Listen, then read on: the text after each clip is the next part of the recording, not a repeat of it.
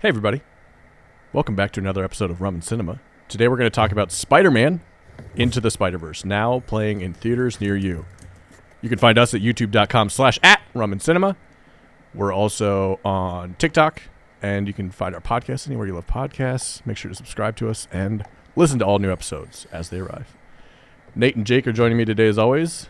Nate, how are you? I am so pumped to talk about an excellent...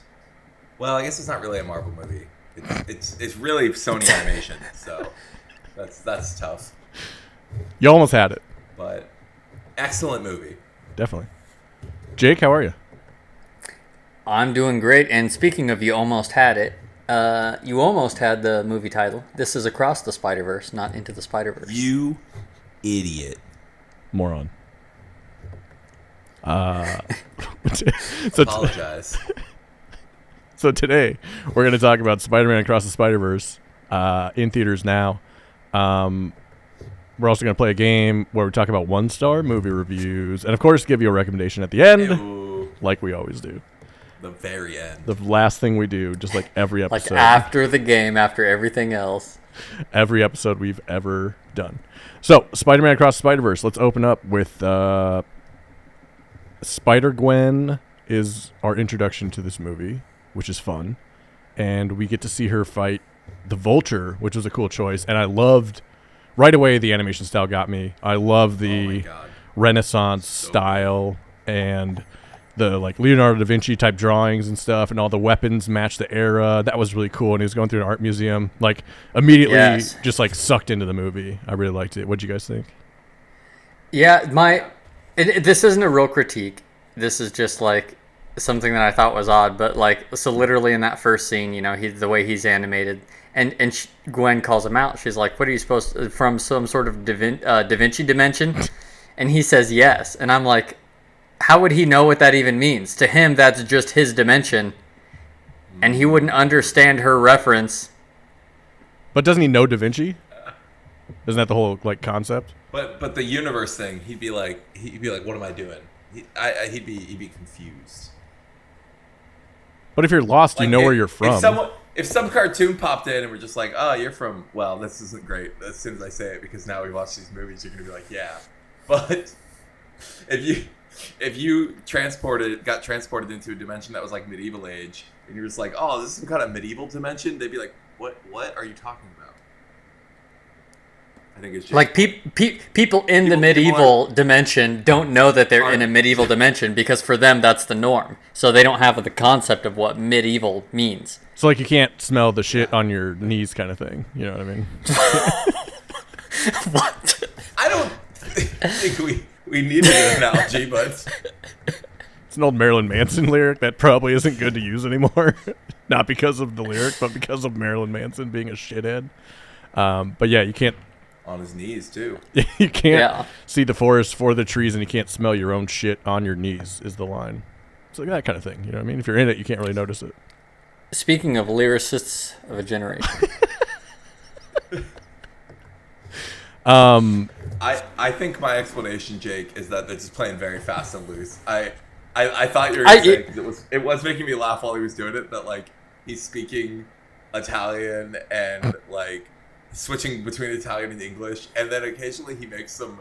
He just for landing a better joke, he acknowledges things that are very much like do not make sense for him to know. You guys on TikTok? They say something like, "Yeah, basically, yeah," and he's just like, at one point, I can't remember what they said. They said, "You're basically like this or that," and he's like, "Yeah, that pretty much sums it up." And like that doesn't make any sense for that character, but for the movie, I think it's perfect. Like I love it for the movie. Like this world, just, like, doesn't like the only thing that's gonna make me upset with how fast and loose they're playing with the universe is if they try to integrate this with the real live action MCU. But they did. Like they made references, but like if they actually try to bring it over to that serious tone, because this is so like no one gives a shit tone. I see what you're saying. Like if like a which tonal is clash. very it's very Spider-Man. Yeah. Yeah, exactly. All the Spider-Men are down with this. Except one, which we'll get to.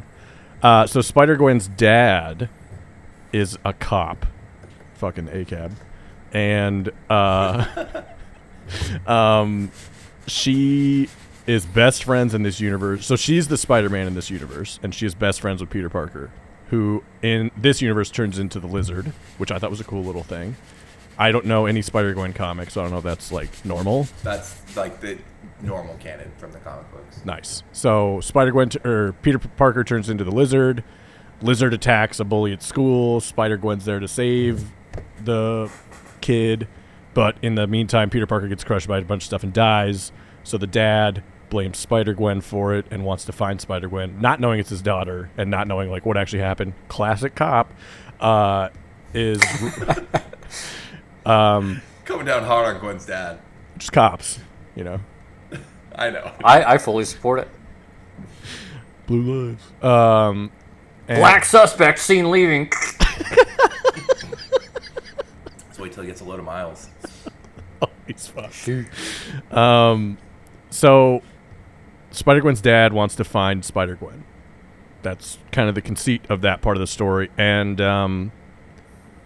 then there's, during the Vulture sequence, we see a portal open up and other spider people show up. It's like Spider-Man 2099 and Lady Spider-Woman show up.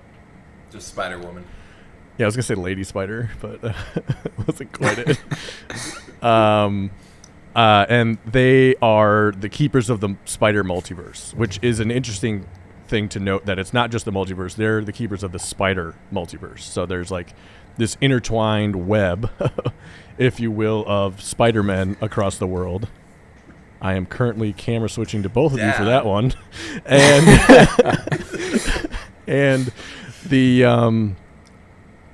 so these spiders are there to like get spiders who are jumping into other multiverses back to where they should be. And this is all from the first movie, which I thought the way that the plots of these movies are going to tie together is awesome, and I'm here for it, and I wish more things were like it, especially knowing that Miles Morales' story is done after the next movie. Like, they're not going to make another one. I think that's smart and a way to do it, especially in today's culture. Yeah, someone drew like a really great comparison between this and the MCU and why it feels so good and tight, and talking about the like very improvisational tone of the MCU movies, how they do like reshoots and like really rely on the actors, which kind of came out of like, you know, how good Iron Man was with where they did that. And they were like, you know, that works for Iron Man and it works for some of the like, I don't know, better characters, but it really like drags for these like played out, these long storylines where everything's just kind of going all over the place. And kind of pointing out this is an example of something where they clearly like planned the 3 movies ahead of time, and it's like really paying off for them. It doesn't feel like random shit's just happening. Yeah, I totally agree. I am concerned with the timeline that's been given out by whoever released this, Sony, I think, or Marvel. They said this movie took 4 years to make, and like the spider chase scene took 4 years, like full 4 years to get done, and that makes sense. Haley Steinfeld was recording audio for that long, and they're like, "Oh, the next movie is going to be out in like less than a year," and I think they were like, I assume they're doing it at the same time. But everyone who's a part of the movie, problem. I hope they do delays, but everyone who's a part of the movie is like, maybe. Oh, they're expressing concerns. I think that's what I read. Yeah, like the Millers. I mean, I could see it being more focused, like just how the first movie was a little more contained. Like we had the characters from the multiverse, and this one exploded. Like I love seeing that, but it doesn't. I don't think it really makes sense for the third movie to like go back to the Spider Hub and see all the crazy stuff. I feel like it's going to be focused on the conflict and like the 12 characters we have. Spider Hub's a weird porn website, by the way. Was it Spider Hub? Yeah, Spider Hub, you said. You said Spider Hub. I'm into Spider Hub. Oh, we know. The, I don't know. I feel like I agree with Nate. You need, you need the core spiders, all the cool ones that they introduced. Maybe you bring in a couple extras, because at this point, you can bring in any cool Spider-Man you want. Oh, and they clearly showed they're going to bring back the ones from the first one. The weeb one and the pig one. John Mulaney's cool again. Let's bring him back. John Mulaney needed some time off. Yeah, he needed to get a spiderweb problem taken care of, and then he was able to come back. But yeah, Jake, I think you're and Nate, I think you're both right. how good would coked out Spider-Ham be though if he was recording his life? I feel like we saw that. That has to be. Oh, like we line up the timeline. That's very Yeah, possible. we definitely saw that. Yeah. Why the fuck else would it be a pig? He was like, "Listen, I got an idea." Whoa, Spider-Ham has his own comic books. Now or They before? didn't make that up for the movie. Before. The Spider-Ham's fuck? a whole thing. The comic books are weird, dude. You're just now seeing how weird comic books are. The MCU's been toning it down a lot. No, but like I've read comic books, but I just read like the normal ones, I guess. I don't go into the deep lore of Spider-Man. I haven't read Spider-Ham, but Spider-Ham was around before this movie. I would also make the argument that there's no such thing as normal comic books. Damn, that was deep. No, I'm just calling out nerds. Nerds love to be like, well, I'm not that, you know. It's Yeah, like, it's no, true. you are. They're always got to be like an outcast or something, or different. So Spider-Gwen is now introduced to the multiverse of spiders with Spider-Woman and Spider-Man 2099, and now her job is to go along with them and help capture spider people that are popping into random multiverses of Spider-Man people, because that's happening after, which we don't know why it's happening yet, but it's a cool way that they tied it. So then we go to Miles. Yeah, there was some... Yeah, we don't know. I was just saying, before we go to Miles, like, the other thing with this fight scene, oh my god, like, I don't remember exactly how many action scenes there are in this movie, but, like, from the get-go, that was what I was excited about, too. Like, I'm glad the plot held together and how good some of the characters were, but the big set-piece, like, action scenes were so incredible. Like, all the spider people doing their spider people things and, like, doing them differently. 2099 is laser webs.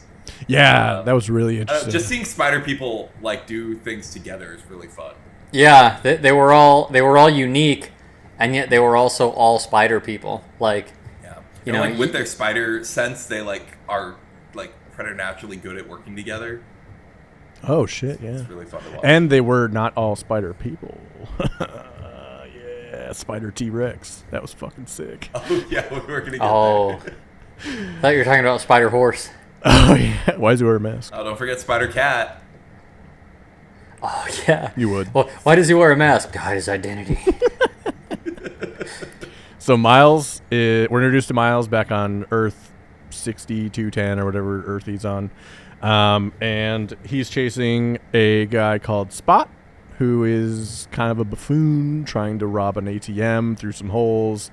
And he mentions to like Miles, like, Some holes. you're the reason that I am the way I am, and like that's my skin, and like he blames Miles for everything, which we find out later is completely true. And Miles calls him like, you know, the villain of the week, and ties him up, and comes back and tells his buddy, hey, make sure to call the cops on this guy. And the way they introduce him, you're like, oh, this is a throwaway character, that's kind of cool. But then he becomes the big bad for the whole movie, and it was awesome how they did that, and really fun. I wasn't expecting that. Agreed. And at first I wasn't sold either because I didn't like him. Yep. I didn't like Spot. I'm Really? like, eh. You didn't. No, You didn't I'm. pick Jason Schwartzman's instant charm. I was like, I don't. loved him. I wasn't a fan of the I'm a buffoon, and I thought the Spot thing was just like not a gimmick, but kind of like a gimmick that the animators wanted to just have fun with, because you know they did have a lot of fun coming up with, you know, in that first fight all of the like, different- yeah, just weird, wacky things that were happening. Yeah. But then for a It's while great when it, for animation, it looks Yeah. it's great because you can. Obviously, they could make that in real life, but like it would be much more expensive, and they wouldn't do as cool shit. But so for a while when it was like sort of clear that he was going to be the main villain, I was like disappointed. But he grew into it well. Yeah, he was able to like... weirdly well, honestly. It's very. He got good really fast. Yeah, when Spider-Man has like some of the coolest like rogues gallery to choose from, and they pick someone you've never really heard of, and you're like you hear them mention the Sinister Six in the background of one of the worlds, and I was like, oh god, I really want a Sinister Six movie, and like animated could do it so well, but then I didn't care because the Spot was so Definitely getting it good. in the next movie. You think so? Yeah, I mean, we're gonna start off in that world. I think we're gonna see the Sinister Six. I don't think they're gonna be like the big bad, but I think they're gonna be part of the movie. Oh, like an intro scene like with the Vulture. That'd be sick, actually. Yeah, I mean, I think we're just gonna spend some time in that world, and like the Sinister Six are gonna cause problems. Is Prowler part of the Sinister Six ever? I don't know enough. Or if the Sinister Six is like Miles Morales' version anyway. Because it would be Peter as Spider-Man in that universe. Oh no one's Spider-Man in that universe, which we'll find out later. Right. So we see Miles, and Miles Spoilers. Miles is living in his life, doing what he does, and he's doing teenager thing, not even teenager, like 15-year-old things, trying to get to class on time, missing meetings with his parents and his counselor and all this fun stuff, and he can't tell anybody why, and his parents are starting to get suspicious that he's doing something, and he's late getting some cake for a captain's. His dad's become a captain of the police force, and he's let go to that, and then they ground him, and then Gwen shows up. So let's get caught up to there with anything you all want to talk about that. One fun thing, the counselor meeting. Taylor had avoided all trailers for this movie. I had seen a few, so I knew. But we saw the counselor's face, and Taylor was like, "I hope that's Rachel Dratch." I was like before she heard her voice, just like they captured Rachel Dratch in the counselor face. They did great casting. Andy Samberg as the introspective, I'm going to talk about everything Spider-Man. That was hilarious and will be hilarious going forward. Oscar Isaac is Spider-Man 2099, I believe. Just killing it in everything he does. Yep. Now we just need who would you cast Pedro Pascal as in the next movie? Maybe Green Goblin in the Sinister Six in that one world? Sure. Yeah. Anyway. Got the Scorpion. Oh, Scorpion would be good. Yeah. Yeah. So Miles and Gwen see each other again. They haven't seen each other since the last movie ended, which we don't really know. I don't remember being told how long it's been, but some time has passed. 1 year and 4 months. So we are told. Okay, thank you. Just had that ready to go. Yeah. He looked at my notes and was like, this bitch is missing something. So, yeah, a year and 4 months and 6 days. It's stuck in my head. He said it. No, he literally said, "I've been Spider-Man for a year and 4 months." Oh, okay. I don't know if it's important or why, but yeah. How many months is that? 16? 10. Did you say 10? I did my math wrong. What the fuck? All right, so... Cut this part out. No. This is the short right here. I edited that perfectly. I'm a little switcher. And I'm thinking, this is from the guy who hates it when they narrate, Expositions for losers. Yeah. 1 year and 4 months. When it's Spider-Man, it's canon. When it's Spider-Man, it's okay. I stand by that. They showed us comic books in the movie. It's true. That was cool. Every time someone narrated, they dropped a comic book. Yeah, well, they made it cool. Like in a comic, they give you that little under the bar thing, and they did that a lot in this movie, which was interesting, which was nice. Like a little hey, you know what's the little going on. Translators notes. Yeah, exactly. Yeah, the editor. I loved it when he said he's got hammer space, and it popped up too fast for anyone to read. Yeah, but that was explaining what it was. I was like, trying to see it. This movie is going to be a lot like Super Mario, I think, where you're going to pause a lot when you're at home watching this, so you can interact with it and see what's going on. You can go frame by frame in this. This is the densest movie in terms of visual Easter eggs in existence. Just saying that right, call that right now. But it doesn't feel like fan service either. You're not heavy-handed about it, or it goes so fast. They don't care. They're just it shows they cared so much. They made something like 180 Spider-Man for this movie. Yeah. And some of them are just gags, 1 second gags. Have you seen the story about the kid who made parked car? Yeah, that was good. Have you seen the story about the kid who made the Lego version of the story in the movie? So the Lego bit, there's a Lego Spider-Man that they go through for a minute. Oh, yeah. And there was a kid last year, or when the first movie came out, he's 14 now. When the first movie came out, he made a Lego trailer of Spider-Man, the whole Spider-Verse trailer in Legos. And they hired him to do this part. So he was the one that actually did the Lego part in this movie, which is awesome. So That's badass. Incredible. Yeah. Some Lego expert. That cracked me up, though. The Lego. Yeah. That was so Well, good. it brought me back to, whenever there's a multiverse that does it right. It always brings me back to Nate complaining about Doctor Strange. Yeah. And so when I see the Lego one or the Da Vinci universe, I'm like, yeah, these are the universes Nate wants. Yeah, you don't just need to like throw random colors. We got to see it for more than half a second. Yeah. That's all I want. A universe isn't random colors over someone's face as they fly through like 10 different scenes. It's like a whole world of some universes are. Okay, yeah, that's fair, but not all of them. You know, I like how each one had like a theme, and you could tell that like it fit the theme, and like the Spider-Man of that universe fit the theme, and like it was almost like a story behind each one of them. I know there wasn't probably, but it felt that's like what you want. You like it doesn't even have to be that long. It just has to be a hint of like this is a real world instead of just this is a cool Windows screensaver. Yeah, this is the new plugin for DaVinci Resolve, so we're gonna use it. So Gwen shows up, and Gwen is hanging with Spider-Man, but we see her kind of doing Miles, and we see her kind of doing, who is Spider-Man, I guess. Being a little suspicious. Yeah, doing little things, leaving stuff places, and you see her kind of following Spot, maybe. So Miles follows Gwen one night. And was this all the same night? Like they had a fight, she left, and then came back, and then it was all the same night, right? Okay. Yeah. Because it was like the Chiefs celebration, or captain. And, captain? Yeah, captain. Yeah. So he follows Gwen and sees her follow Spot to Spot's place, and then she has this like rewind, like DVR live technology where she can just like TiVo everything and see what's going on. Convenience. Okay, whatever. I mean, it's an animated. I'm sure it's canon, Nate. Dig. So it's literally Jarvis. Yeah. I mean, Jarvis. I don't Spider-Man 2099. He's probably got cool shit. Yeah, I mean, they're traveling multiverses, first off, you fuckface. So, like, who cares what the rest of the movie's doing? You know what I mean? Yeah, so some universe has that technology, all right? Yeah, give it up. That's all you need.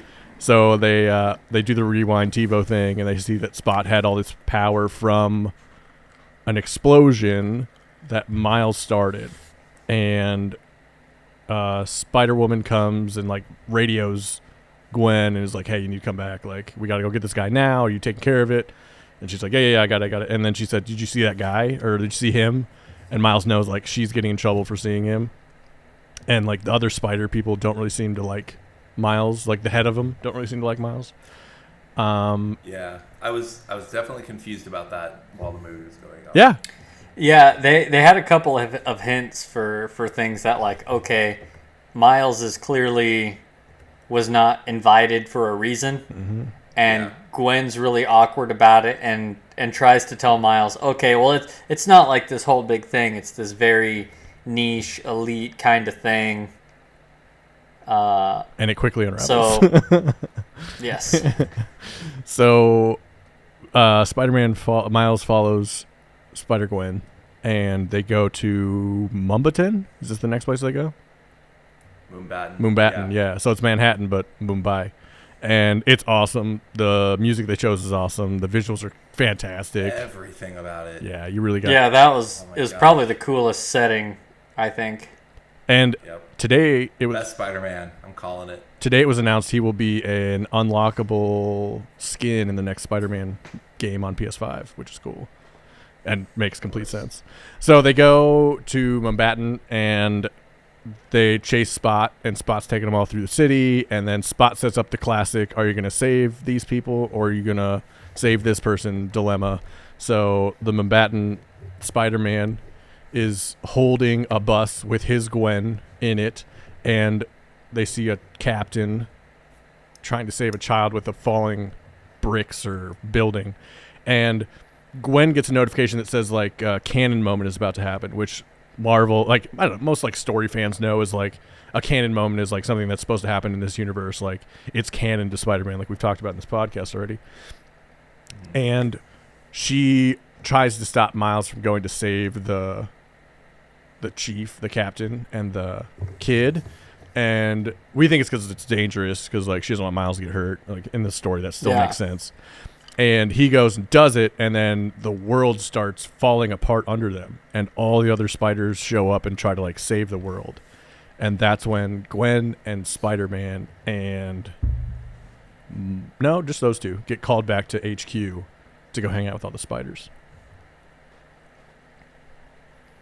There's also All right, I was saying we Hobie. got to go back now. Yeah, I was gonna say, and Vince, I forgot the actual coolest Spider-Man. Go for it. I was gonna wait until Ben was done to say, because Yeah. I almost said the same thing when I said that that it was the coolest setting. I almost said he was the coolest Spider-Man, and I'm like, no, he's Hobie. the second coolest Was Spider-Man. Hobie in Oh Moombaton my or not? God. He was. Yeah. Yeah. Okay, I skipped him because I didn't think he was there yet. But yeah, okay, let's talk about Hobie. Go for it. Yeah, because when the Spot does like locks himself in the collider, Hobie shows up and helps out. That's right. The whole point Spider-Punk. of Spot being there is to get to another collider that turned him into Spot. He's trying to do it again and again, so he turns into a full Spot. He has like all the power of all the multiverses in one person. Yeah, which is a really cool. I mean, a great concept. It's his canon. Go and do it every time. It is a great like villain for a multiverse movie. Yeah, it's so well thought It out. was a great choice. All right, so Hobie, go ahead and have at it. Hobie is animated fewer frames than every other character in the movie. I don't know why, figured that out. but it's cool. Because it's just choppy. It's punk. Like his animation looks like he's cut out of rock posters. Yeah. Yeah, it's so cool. Do you know who played it? Again? Yeah. Yes. Nice. Daniel Kaluuya, Yeah. who is in like Yep. every Jordan Peele movie and is awesome. So that was really cool to see. Yeah. That's so cool. Yeah, it's one of those things you're gonna have to watch it again at home and be able to pause it to catch all the funny shit that he says. Yeah. But I loved what I heard. Just like cracking jokes about the anti-establishment. When the giant hole comes out, like the end that you got to, where the black hole is happening, he says something about being a metaphor for capitalism. Yeah. The Cockney slang. Yeah. That was one of the editor notes. Is when he says, "I don't have a Scooby Doo." Yes. That was So a good good. Do you know? translator note. Do you know who played Paviter Prabhakar, the Peter Parker of? It was. We recognize his voice in theaters. It's the guy from Deadpool, the like Uber guy from Deadpool, that plays him, which is awesome. Not just great casting all around. I think that was really well done. Obviously, like Mahershala Ali as Uncle Aaron from the first one, Brian Tyree Henry as the dad. Yeah, it was really good. So, Hobie is awesome. Issa Rae was Spider Woman. Oh, that's right. Rap shit. I think I've recommended. Yeah, it's really good. Yeah, that's a good show. So Miles and Gwen are now in HQ, and we get introduced more. Oh wait. I forgot that Go. was one other thing I had to call out. There's so many great digs and jokes in this movie relating to like MCU and Sony stuff. Like Spider-Man 2099 says something referencing referencing Spider-Man No Way Home, Doctor Strange. Yeah. But the most subtle one that I'm not even 100% sure that it is this, but I think it is when Gwen is telling Miles about the crew, and she's describing Spider-Man 2099. She says like he's kind of like a vampire, but he's a good guy. And Miles says like it's like a good guy vampire. I'd pay good money to see that. I'm pretty sure that's a direct joke about Morbius. Oh, it has to be. It But has I'm not to be. 100% sure. That's so perfect. Oh my god, I love that. They managed to tie in every Sony Spider-Verse thing in here. Yeah, they went to the like bodega in Venom that they visit all the time. I thought that was a really cool touch. Donald Glover showing up as Prowler from Yes. The- That was. Holland universe, right? Yeah, from Homecoming. Yeah, that was really cool. Which is like so great because it's like they like Donald Glover dresses as Spider-Man. People make a campaign for him to be Spider-Man. That kind of like leads to Miles Morales, and then they give him a cameo in Homecoming to like apologize for not making him Spider-Man, and then he shows up in Miles Morales' movie. Yeah, it's so good. So It's yeah. beautiful justice. Yeah, and he plays Prowler in the Holland version of the movie. Like that's his character, is uncle to Miles, which is really cool. So we are now revealed why Miles is the enemy number one of everyone in the Spider-Verse. So we get explained the Spider-Verse by Spider-Man 2099. He talks about how he tried to be in a different Spider-Verse and things just started blipping. And you get that a little bit in the intro, like Miles is blipping a bit and he has this day pass, they called it, which is like a Livestrong band that you wear so you stay current in the universe and are okay. That was a nice little touch. So we find out that Miles Morales' Spider was brought there by Spot, the guy who was originally Spot. And Spot brought him there from a different multiverse because he was working with the Proton Collider and figuring out how to do multiverse stuff. So the spider that bit Miles was not meant for him. So he was not supposed to be Spider-Man. So he becomes Spider-Man, and his Peter Parker dies in the first movie, trying to save Miles. And he takes over for him. And then Spot is the guy that gets hit in the head with the bagel in the first movie, which I forgot about, but then I was reminded of it, and I was like, that was such a great scene, too. Like, how smart to bring that up and, like, tie everything together so well. Like, such a memorable moment that you might have forgotten about, you know? That's kind of scene. It was really well done. And then Spot, on the day that the Collider exploded because of Miles, Spot was created. He was in the room when it happened. So the whole reason that there's this multiverse issue is because of Miles, and Miles is not supposed to be Spider-Man, and that's why every Spider person hates him, or doesn't hate him, is just like not friendly with him. He's not invited to Spider HQ, which we find out is like every Spider-Man in the multiverse, not just like this elite group. And Gwen was trying to like save him from that. I think Gwen was trying to be like nice about it, and she ends up like betraying his trust, which is kind of an interesting thing. It's like she did to Spider-Man what she does to her dad, but it was like a different reaction to it, you know, hiding things from him to be safe kind of thing. So I'd point out two things. One is, so Spot, you know, he hates Miles Morales, and he, you know, that's his whole driving thing is, I want to get him, and I want to get stronger so I can beat him and this and that, because he blames him for becoming Spot. But I don't know. I think he hates him for not taking him seriously. I think he was excited the first time they met. Yeah. But he's not happy about how he looks. No, because he went on his diatribe about how he thinks, like, oh, I lost my face, I lost my friends, I lost everyone I love. Mm-hmm. So he definitely holds resentment because he's like, you turned me into this. This is your fault. I have a question. Yeah. Sorry. But it's really not. Can I pause you for a second? It's not his fault. Well, yeah, go ahead. Do you think he poops from any hole? Yes. Okay, go ahead. I was like, I would have said, like, he's like this weird multidimensional being, but later he does eat something. Yeah. I remember he's like, when he's trash talking, he eats something at one point. So, yeah. Or he does it as a bit. He just, boop. Humans do this. So you're saying, but yeah, go ahead. It's his fault. It's his fault that he's Spot because he blames Miles for causing the explosion, but it's his fault that Miles is Spider-Man. Oh. It's also Kingpin's fault because if he hadn't brought Spider-Man in, then Kingpin would have just blown up their world. Yeah, I don't know. It's and obviously he's a villain, but his reasoning is definitely flawed, I think, on multiple levels. It's like, and like if a building is falling down and I push someone out of the way and they scrape up their knees, is it my fault they scraped up their knees? Yes. Like, you could say, yeah, but it's also like, well, no, it's the building's fault for falling down.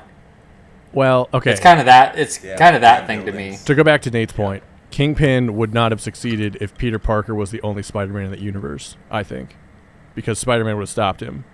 Because that's how Spider-Man works. Spider-Man died. Kingpin killed Spider-Man. Because Miles was there. Because Miles was there. Yeah, that's fair. Yeah.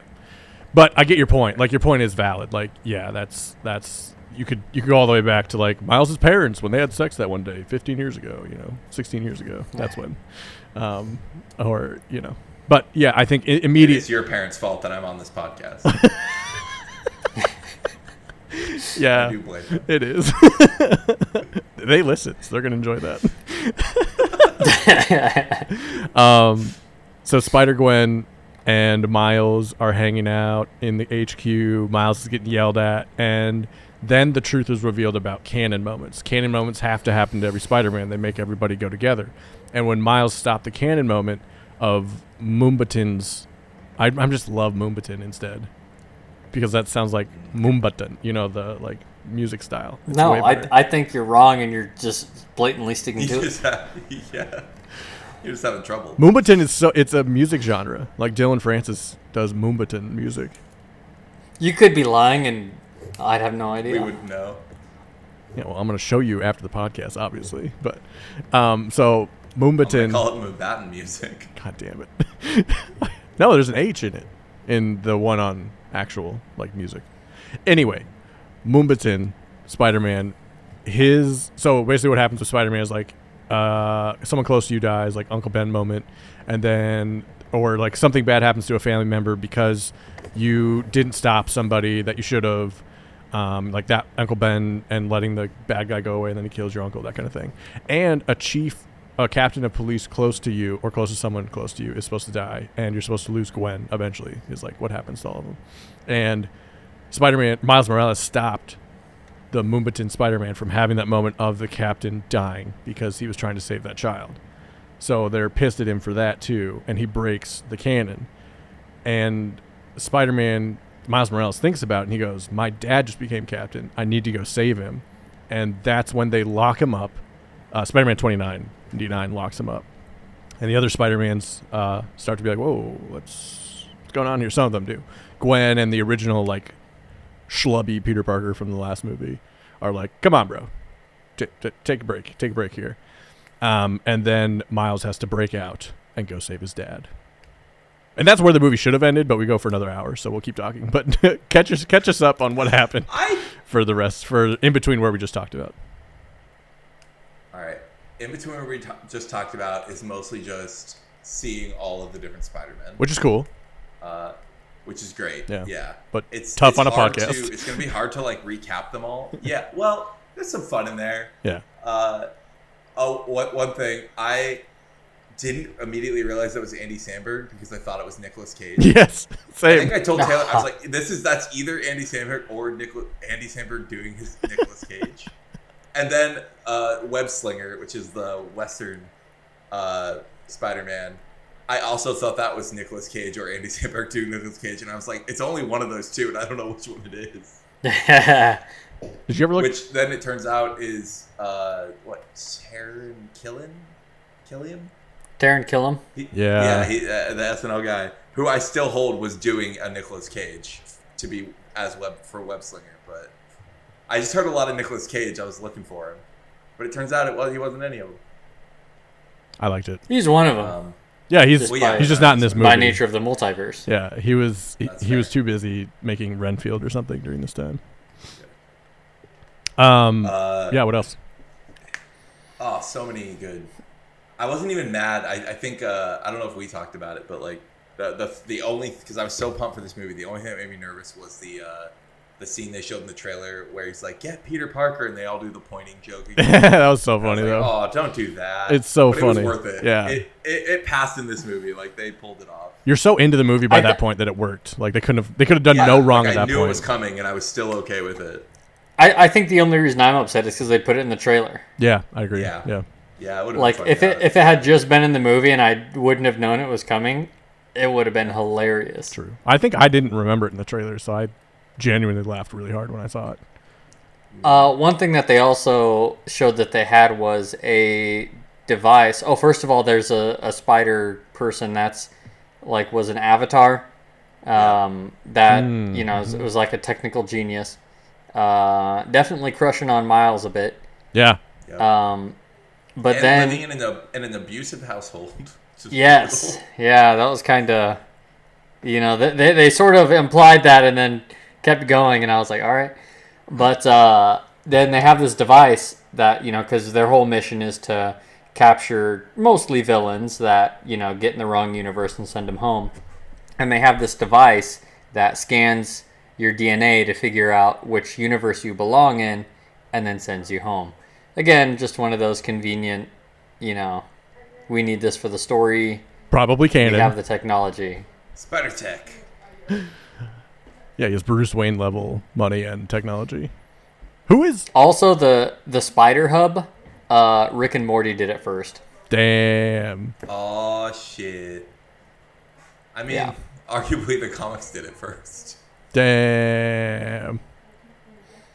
there is a council of Reed Richardses in the comic books. Arguably, the 12 Apostles did it first. The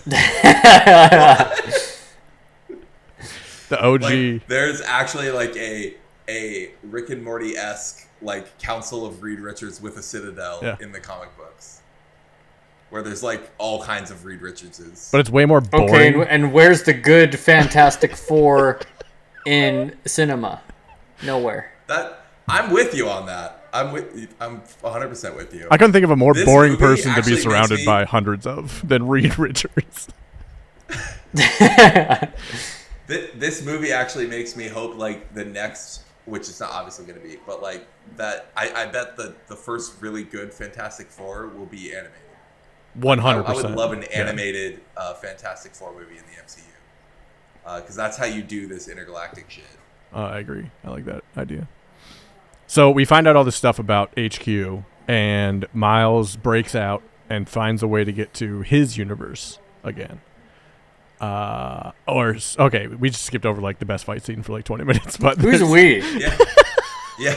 Well, I forgot to say during the Moonbatten, that was the other incredible. Like we're 1, 2, and 3, like the museum, the Moonbatten save, and then this are like the 3 big action set pieces, I guess. Yeah, they're really good. And they get more complicated. I don't know which one's honestly my favorite, but all 3 are incredible, and they're all getting more intense. Like they're kind of like easing you into how insane it's gonna get. Yeah. Because the last one is a little like sensory overload. Honestly, like I loved it, but again, I was like, I wish I could. Yeah. I wish it would slow down a little bit because so much is happening. Yeah, there's no chance that even in 10 watch throughs that you could catch everything in that scene. Agreed. But yeah, I loved the Moonbatten building falling scene for, again, the Spider-Man cooperating. Like they're all arguing and fighting the whole time, and then as soon as the Spot like takes the building down, they go into instant cooperation mode and just start saving people nonstop. Yeah. Yeah. Really fun to watch. The other thing in the big, so Miles is captured. He wants to get back to his home dimension, and so he's escaping. All the Spider-Men are chasing him in that scene. The like I love it when you see like all the tandem activations of the Spidey sense. Mm-hmm. Yeah. Just constantly. That just plays so well when because when Spider-Man is against Spider-Man, you have to Yeah, how do you fake it's like out okay, Spider-Man? he has spider sense too, so Damn. Yep. he's uniquely equipped to fight himself. Damn. What a metaphor. Yeah, except the one Spider-Man who didn't get the spider sense when Miles was on his back. Yeah, what the fuck was that? So I was thinking about that because spider sense is for danger. Ah. Yeah, I know.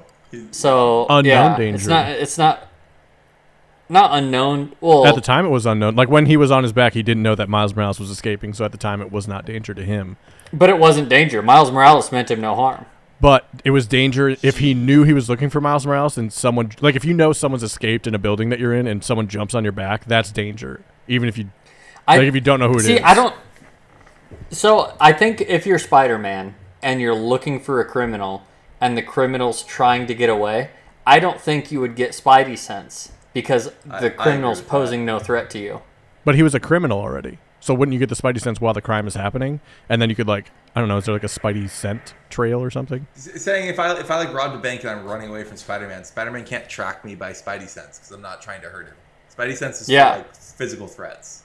Yeah, he's only gets the Spidey sense if there's like imminent danger. Oh yeah. And since Miles was just trying to sneak out, he wasn't trying to hurt anyone. There was no danger, and so there was nothing to sense. That's smart.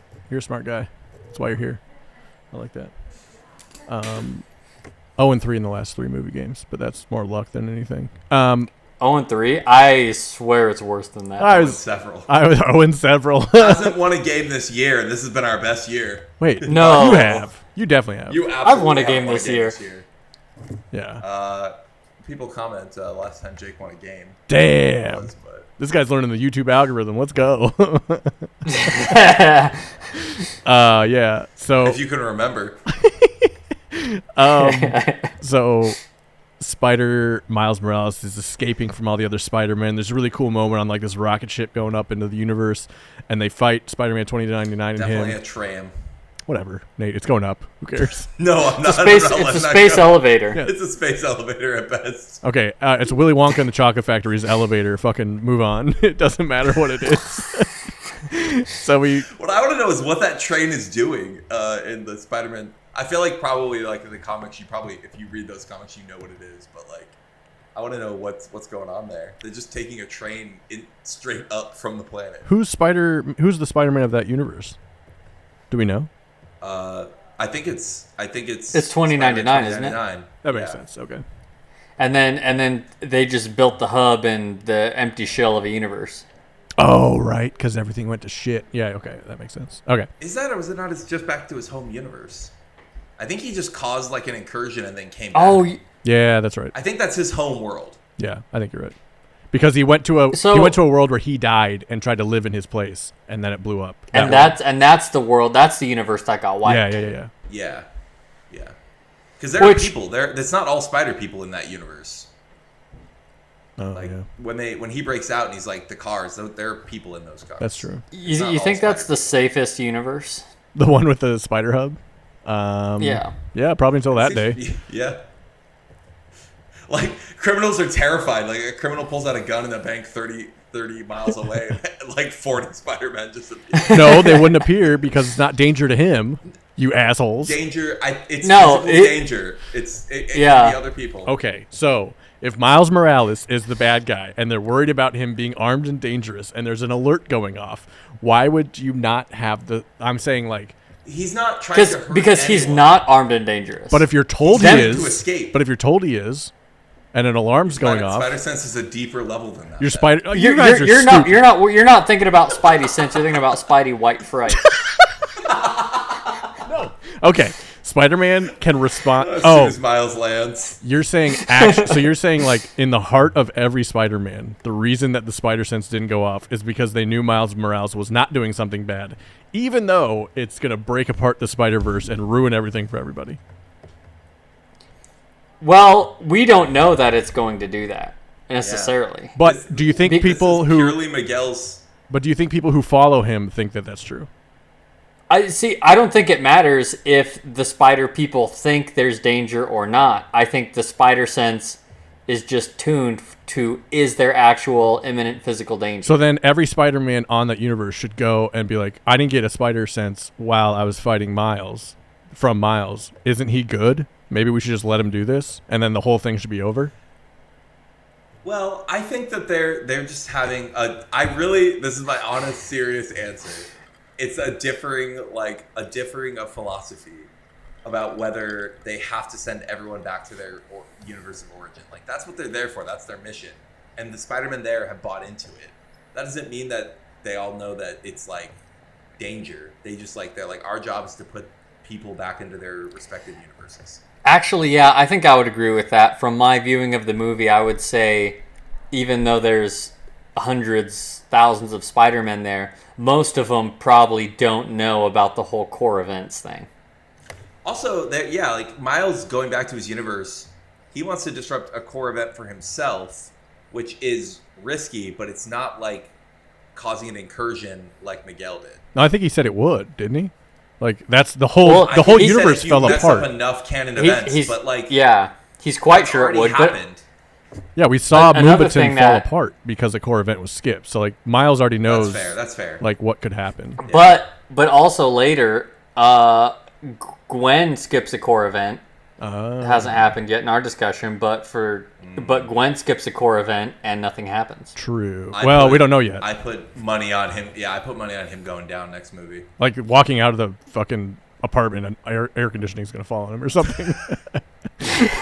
Save a kid. I think Miles' dad survives, but Gwen's dad doesn't.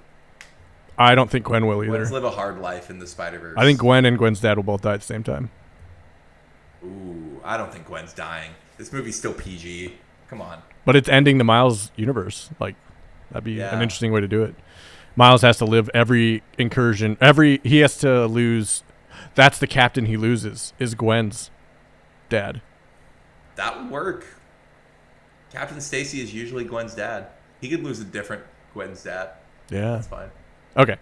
So they run away, and Miles goes into the little DNA thingy, and he goes invisible because that's one of his powers, which is cool. He goes invisible, crawls around, turns on all the computers, and then Avatar Lady tries to stop the thingy from going, and no one can really see who it is yet, but she has this like heat vision or something that shows her it's Miles. And Spider-Man 2099 runs in, all the other Spider-Men are in there trying to get him to go. You need to stop him, stop it. And she's like, I can't. And then a screen comes up and you see it says yes or no to stop everything. And she looks at Miles and Miles looks at her, and then Miles disappears and she doesn't click it. So she like was on Miles' side, at least we're led to believe that. And then Miles' DNA is scanned and he gets sent back to a universe that's his universe. And he goes and finds his house, and he's in there, and he's talking to his mom, and things are a little weird, and then he mentions his dad, and she kind of brushes it off, and I've been trying to take care of the two of us, and then his uncle walks in, and what the fuck? His uncle's supposed to be dead. Yeah, and then his uncle, which we know is Prowler, and he knows something is up because Miles' braids are out. He said, why'd you take your braids out? So Miles and the uncle leave, takes him to a little area, and knocks him out. And then before he gets knocked out, we see a picture of the mural that we see earlier in the movie to his uncle is now to his dad, who's passed away. So in this, he's not in his universe. When he was scanned, they scanned the spider DNA, which fused with his. So it went to the spider that was meant for Peter Parker's in that universe. It went to that universe. So this universe has no Spider-Man. So it's just this dingy, scary, overrun place. And then we see Miles get spun around by his uncle, tied up to a punching bag, like a tall punching bag. And then we're revealed that Miles in this universe is the Prowler. And there's no Spider-Man. And Miles is stuck. And that's, again, where a movie could have ended. But they kept going. That's pretty much the end. Come on. The only complaint I have is this movie felt like it was ending for about a half an hour. Like it definitely was. But it could have stopped earlier. But I did like that they tied up all the stories and gave them each their time. But you can't really balance that the way that I want it to end, which was just because I knew there was a second one coming. I agree that it should have ended at that. Like, Gwen assembling the team didn't have to happen. I feel like that was more just to get people back in the theater. Yeah. Like, just to show them, look who is coming back. Yeah, we basically saw like the first 15 minutes of the next movie, which I will appreciate when the next movie comes around. But for this movie, it was like, you could have done that as like an online only release thing. That would have been kind of cool to try that. But yeah. Anyway, so how did you feel about that portion of the movie? I mean, loved it. I love where the story's going.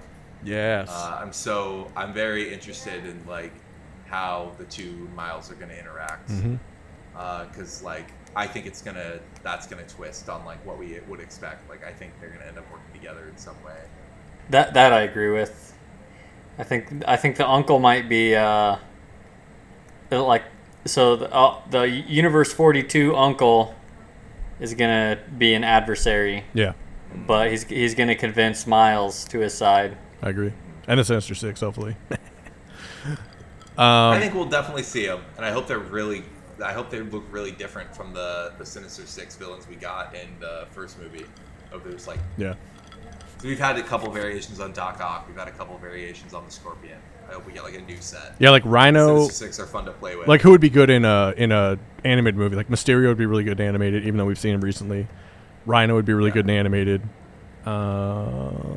Shocker would be really good. Pretty much rounded out the Sinister Six with those. Green Goblin, Electro, Rhino, Green Goblin, Mysterio, Doc Ock, Scorpion, and Mysterio. Yeah, Scorpion would be really good in animated too. Spider-Man's made for animation to me though, because I grew up on the Spider-Man animated show.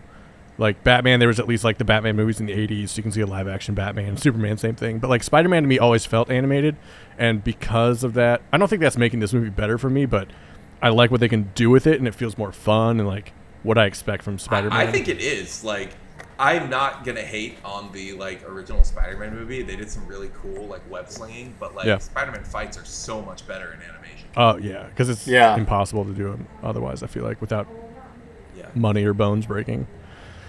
Yeah, I think they it's almost killed Tobey Maguire. Yeah, true. Like, trying to do stunts for that movie. Yeah.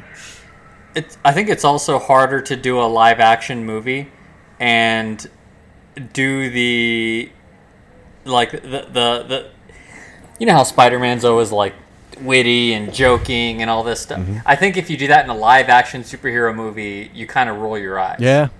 You know, if you do the exact same tone from Miles Morales Spider-Man in the live action movie, I think you'd get complaints that it's cheesy or, you know. You need a very talented, charismatic actor to pull it off. Like, you need, Robert Downey Jr. in Iron Man 1. You need, that level of perfect casting for it to pull off. But when you're right, with animated, you can overexpress. You can make the jokes physical easier. More takes, obviously, with the voiceover. So, yeah, that's a really good point. So, Gwen, we see her go back to her. She's expelled to her universe because... they're all in trouble, and she loses her the bracelet. There's a bracelet that lets you time hop. Okay, we didn't talk about that earlier, but that's how they go to these different universes. She loses her. She gets hers taken away and goes back to see her dad, and she sees her dad sleeping on the couch, and she starts to leave, and then he has a conversation with her, and then we have a really heart-to-heart about showing to your parents who you really are, and how hard that can be and how vulnerable a moment that can be. And he opens up to her and says, I missed you, and I don't want to be a cop anymore, and I'm quitting. I'm gonna go do security or whatever. And he has a package that was left by somebody, and we see Hobie's little time dialer Apple Watch thing. So now she can go and get to other universes because Hobie's a rebel, and he quit. We see him quit during the fight. So that was really cool to see a nice little tie-up for her. So she goes off to other universes and starts recruiting all of Miles' friends from the first movie. We see the Noir one. We see Spider-Pig, the whole cast from the first one, basically, and a couple from this one, including Moonbaton. Penny Parker in her upgraded suit. Yeah, Gungan. That was cool. So, I mean, they set it up really well for the next movie. I'm excited for it. I also thought it was weird because in the fight, when Hobie dips, he opens up the portal, and then he clearly abandons his wrist thing and then walks through the portal. So he has to have a couple stashed or something. So I didn't notice this. Someone pointed it out. He in the background in the movie is grabbing pieces of tech the whole time. Oh. There's one where they point out the first one where he goes, but this doesn't even do anything and just pulls off like a microchip. Yeah, that's true. He's in the background for basically the rest, and he keeps grabbing little things. Okay. Throughout the every background scene. Okay. That's cool. He's still a genius. So him going through the portal when he quits and leaving his thing behind, that was all just a performance. Yeah. Well, and because exactly. He's not actually leaving it behind. He has several spares. Yeah, it's very much on purpose to be like, I didn't do it. I didn't give her the thing. What are you talking about? I gave mine up. You have. Kind of undercuts it by putting punk spikes on it. Well, you got to make it your own, even if it's borrowed or stolen. That was Spider-Man. Any other last words on the movie overall, or any other plot points you want to get to? When did you call the twist at the end of him of him being in the wrong universe? Oh, I was completely shocked. Obviously, in the movie they shocked. super played it. Were you? They did. I was shocked up until him and his mom started talking.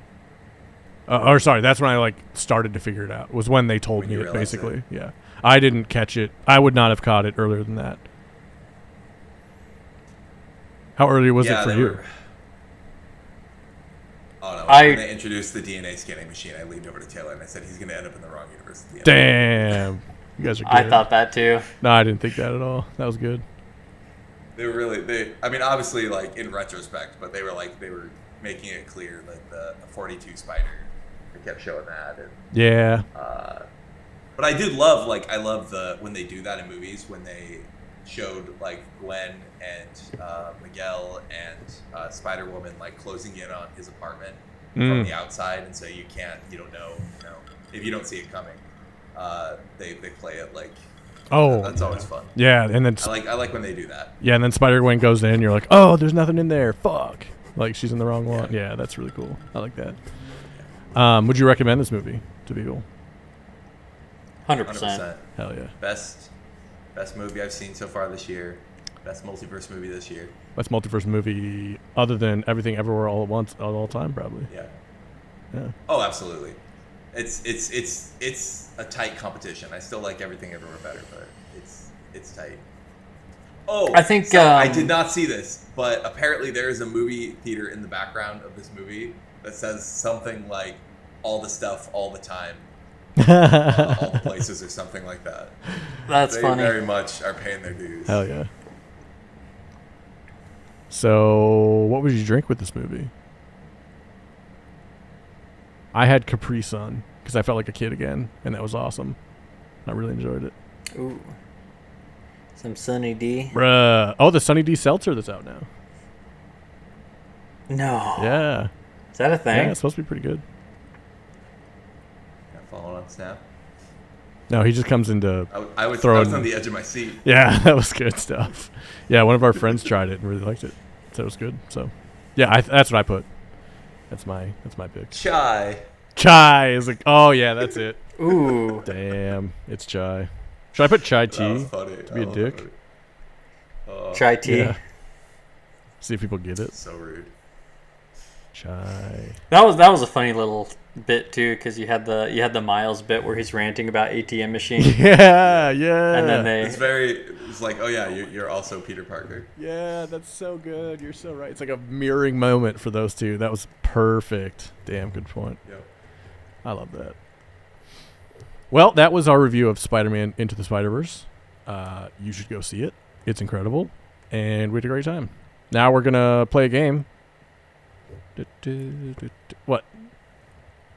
Nothing.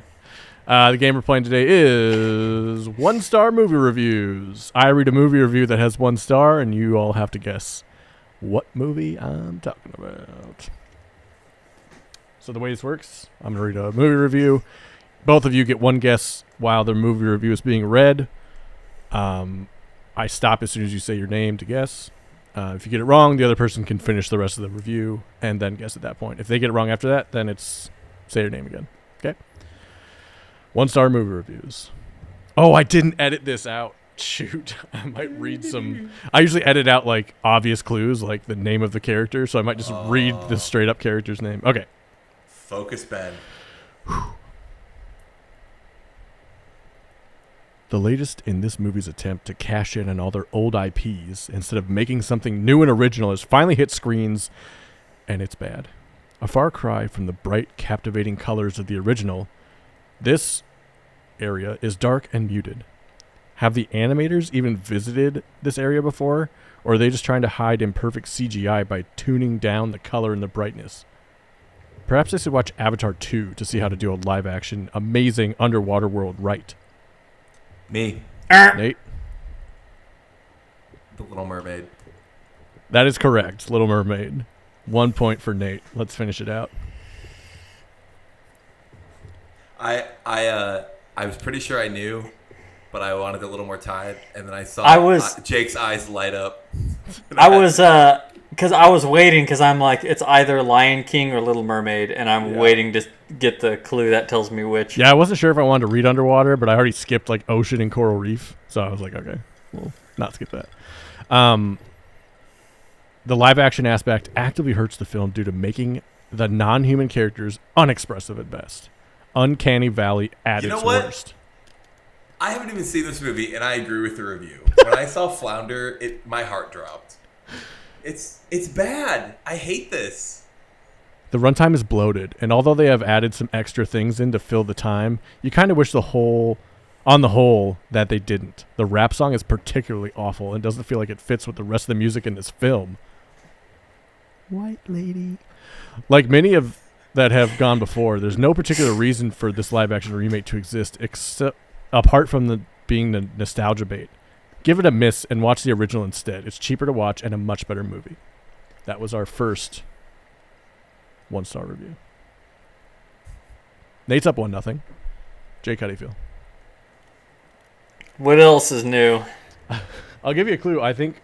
No, I won't. Okay. Second one. Same rules. Ready? What a dreadful. Wait. The same rules? We're not changing rules? Same rules. Shut up. Every round, Okay. baby. What a dreadful dog's dinner of a movie this was. An hour too long, too much mawkish sentimentality, too many scenes where a character had to explain what was going to happen next, too much miraculous recovery from serious injury, etc. Jake? Avatar 2. Incorrect. Nate, I you get the was rest. confident. Pretty sure I know, but I'm gonna let you continue just to make Jake sad. Yeah, Nate, you get the rest of it. Then towards the end, when we'd been bombarded with an overdose of explosions and killing, pretty much all the characters started shouting at each other. And why so many scenes that seemed to be written for 5-year-olds, followed by so many freakish, almost nightmarish thing that happens in the movie. The film just became ever more ridiculous and stupid to the point it was just plain irritating. If this is the last one of these movies in the series, it's definitely one too many. All right, Nate, who you got? It's Guardians 3. That is correct. Guardians of the Galaxy Volume 3 was that movie. This thing I skipped was nightmarish animal mutations. They didn't even put mutilations. They just put mutations. Like it's okay and natural. Aw, little dumb. Yeah. That was a fun one to find. Like I said before with all these, I try to find the longest ones first, and then I just kind of skip down, but this one was a winner right away. That was good. There wasn't a lot for that one. I tried to find movies that I thought, like, who would hate this movie? And then... Yikes. Yeah, that one's interesting. Yeah, I don't completely disagree with what they're saying, but it doesn't make it 1 star. You know what I mean?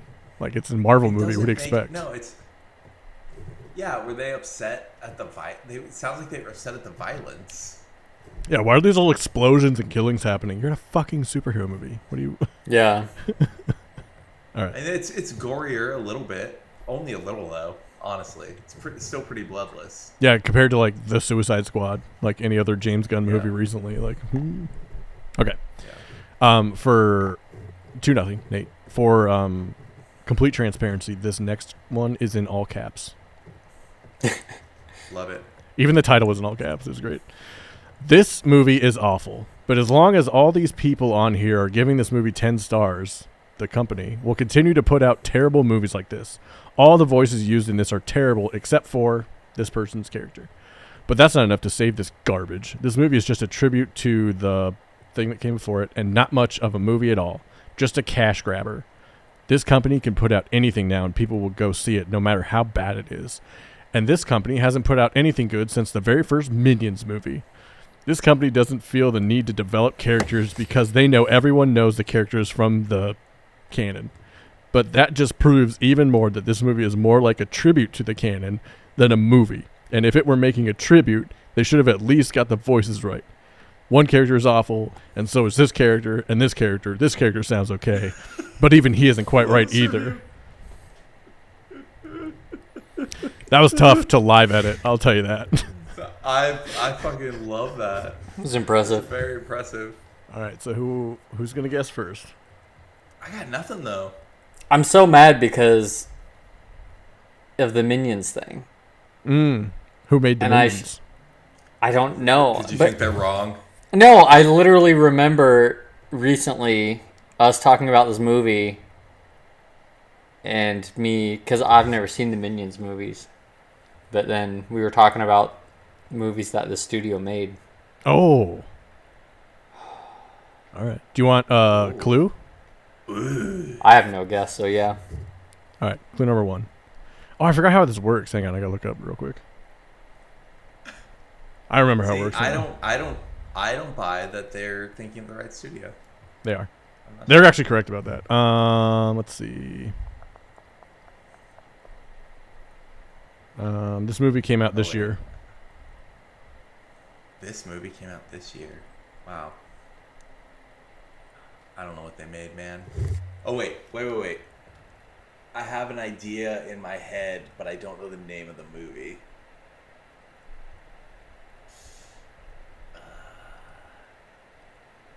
That's probably what it is. What is that thing called? Do you want another hint? Yes.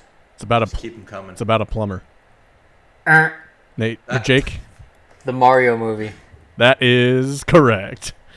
They thought that Jack Black's Bowser was the only redeemable character voicing. I mean, it's the best one. It's pretty good, but like, calm down. I was so frustrated because I'm like, I saw this movie, and I was trying to remember what movie I saw that was done by the Minions people, and I'm like, Yeah. Yeah. Yeah, and I was actually thinking it, and it threw me because I was like thinking Nintendo versus. I was thinking Nintendo, and I was like, they're not putting out movies. Oh, how we forget. Anyway. 2-1. Nate is still in the lead. Here's the fourth 1-star review. There's literally nothing redeeming about this movie. First of all, what are these dialogues? Who wrote them? They are so bad that even DiCaprio would get Razzies for them. They're awful. I literally had to pause at one point to laugh for 10 seconds straight at the dialogue. Secondly, I don't want to be rude to the cast, but who casted them seriously? Half of them sound like they just learned to speak English yesterday. Granted, the dialogues are atrocious, and anyone would seem like a terrible actor reading them. But the actors still seemed really bad to me. And yes, my own English speaking isn't very good. And I'm not even half... Jake? RRR. Damn. No. That's a really good guess, though. That's a really good guess. Okay, so Nate, you get the rest of this. Yep. How could a director who made Other Movie and got that amazing performance out of James McAvoy have these terrible acting in this movie? I still largely blame the abysmal writing and dialogue, but the acting was still bad. The camera work was also really weird, and I don't know what the fuck they were thinking with some of the pointless shoot the actors, then pan to the rock and wall, and then go back to the actors again. Nothing happened. When the camera panned to them again, they didn't even do the thing that the movie's about. What the F is the point then? Also, since when did this thing become synonymous with better medicine? Is that what's happening in the medical industry, making breakthroughs and curing diseases? Really? This movie is a total joke. The direction is a joke. The acting is a joke. Camera work is a joke. Writing and dialogue is out of this world. By that I mean from the trash planet in Thor Ragnarok. Watch it for the lulz. Wow, that is so much. Yeah, they hated this. I thought I had a guess, and then the medical thing threw me off, and now I have no idea what we're talking about again. I got nothing, man. Are you skipping your guess and want to go to the hints? I'll guess. Okay, good. I'll guess old. Correct. Old M. Night Shyamalan. Haven't seen it, baby! I know. I knew me and Jake did, but I couldn't remember if you did or not. I haven't seen it. You didn't see it either? Oh, I was the only one. No. Shit, that was a good. All right, you're lucky. I knew it was Shyamalan, and then I was like, maybe I guessed the medical thing. How did you know it was Shyamalan? He has great camera work. What are you talking about? What? No, from their description. Got a great performance out of James McAvoy. I don't know Oh, what they're yeah. thinking, Split. Yeah, they're But fun. I know what they were thinking. I'm saying I don't know why they're calling that out. But Savage. yeah. All right. Savage. I heard that about one to was, stop you and say was Avatar, solid. and then I remembered that I could wait. Toxic. All right. It's 3-1, but if Jake gets this right, he can win. This one's for 3 points. What? Sally's always It'll going. keep happening until I win, Nate. You can accept that. All right. It's called socialism, and you voted for it.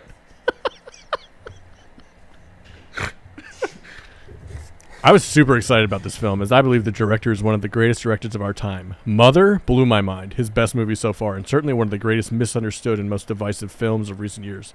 However, you could build an entire log cabin out of all the wooden dialogue in this movie. Me. Nate? Wait, shit. That's not by him. Damn it. Gotta take a guess, my friend, and then Jake gets the rest. Fuck. That's not.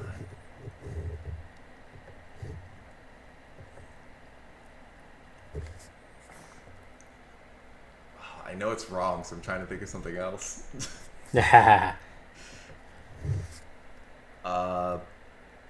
Midsummer? Incorrect. Good guess. Incorrect.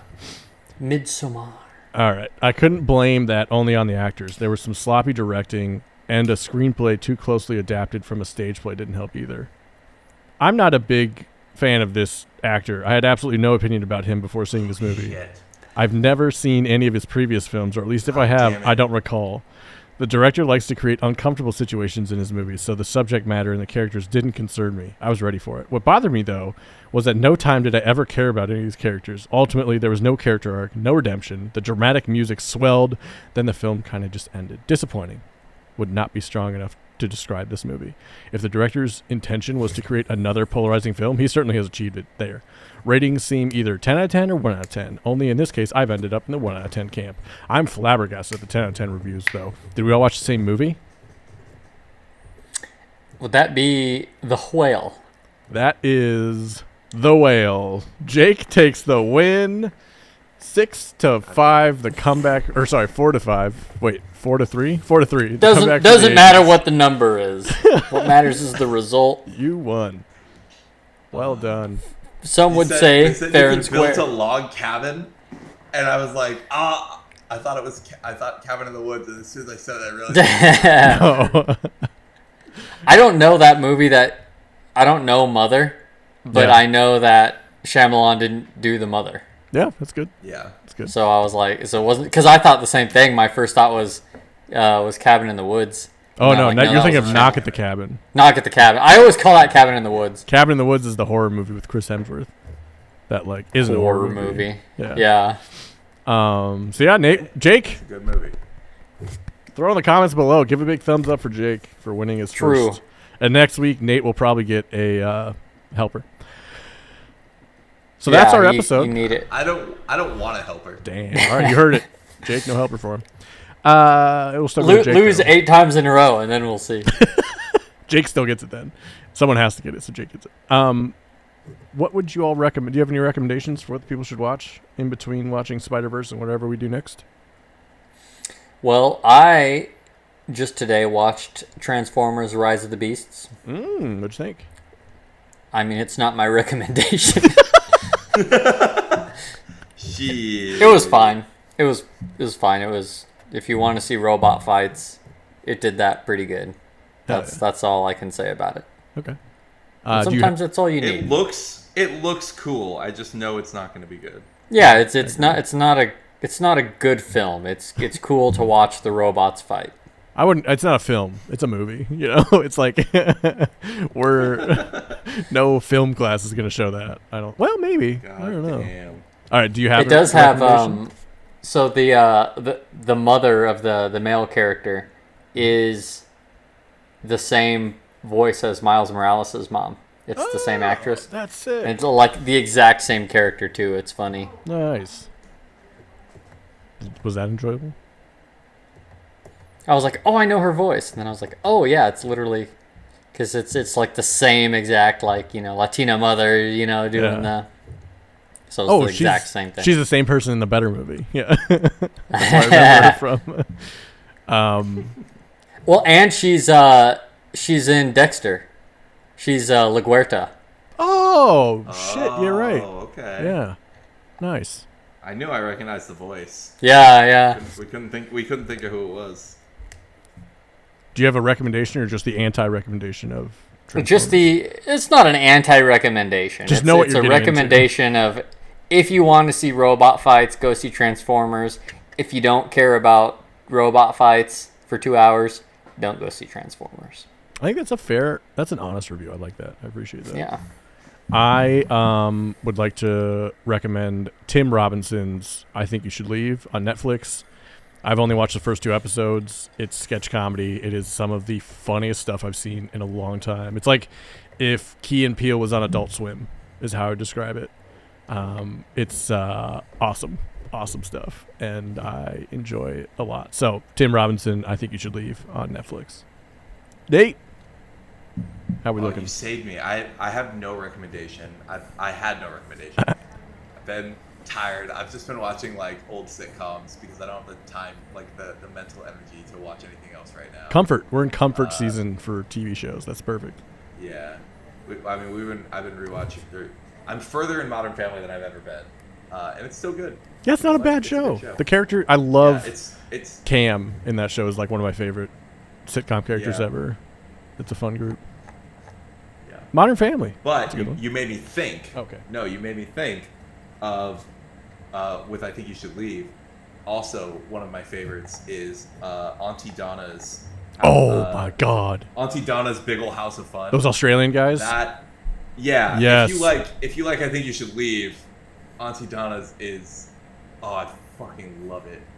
I don't even know how to describe it. Have you ever? Anyone who's seen that really weird, dark YouTube thing with the 3 puppets? That's what it makes me think of.